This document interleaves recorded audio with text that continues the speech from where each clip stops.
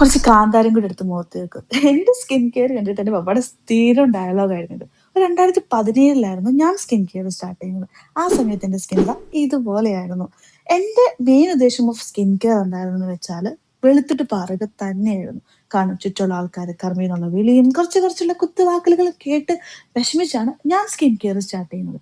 എന്റെ skin care ജേർണിയുടെ സ്റ്റാർട്ടിങ്ങില് എന്റെ skin barrier full damaged ആയിരുന്നു.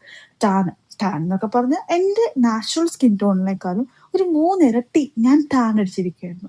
അങ്ങനെ എനിക്കറിയാവുന്നതും പിന്നെ എനിക്ക് സ്യൂട്ട് ആവുന്നതും എനിക്ക് കൺസിസ്റ്റന്റ് ആയിട്ട് ചെയ്യാൻ പറ്റുന്നതുമായ കുറച്ച് സ്കിൻ കെയർ സ്റ്റാർട്ട് ചെയ്തപ്പോഴാണ് എനിക്ക് ഡിഫറൻസ് വന്നത്. ഈ സ്കിൻ കെയർ എന്ന് പറയുന്നത് ഒരു ടൈപ്പ് ഓഫ് സെൽഫ് ലവ് ആണ്. നമ്മളെ സ്നേഹിച്ചില്ലെങ്കിൽ വേറെ ആരും നമ്മളെ സ്നേഹിക്കാൻ പറ്റില്ല.